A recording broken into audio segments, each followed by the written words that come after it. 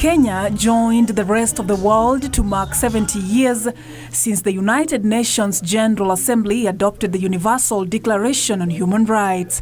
Speaking at the celebrations, the head of the European Union delegation to Kenya, Serfine Achieng, said the efforts made by Kenya in promoting human rights have set a good example for other countries to emulate.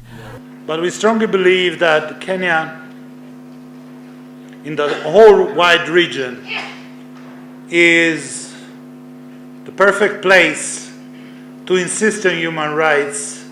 Never take for granted values and principles that have been painstakingly conquered over decades.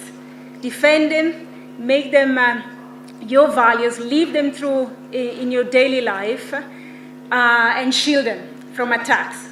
The Vice Chair of the Kenya National Commission on Human Rights, George Murara, challenged the government to check on ways to end extrajudicial killings witnessed in the country, especially among young people. We at the Commission want to state that EJKs have no place and that they must never be allowed to have a place in our country.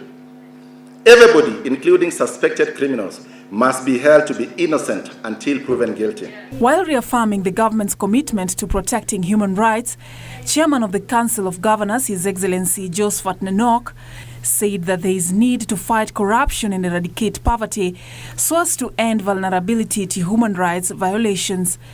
For county governments, the elimination of poverty is a topmost priority. Our constitution anticipates that the devolution, national and local resources will be shared equitably, and that all men and women, in particular the poor and the vulnerable, will have equal rights to economic resources. Nairobi Governor Mike Mbuvi gave an assurance that strict action will be taken against all perpetrators of human rights. We all have a responsibility to create a more just world where people's rights are upheld and respected. These are the rights that take time to realize. The celebrations come just days after the release of a report by the Amnesty International dubbed 2018 Human Rights Survey, which showed that police topped the list of human rights violators by 33%, followed by the national government at 28%, the public at 12%, and county governments at 5%. For Channel 1 News, I am Serfine Achieng, Oma.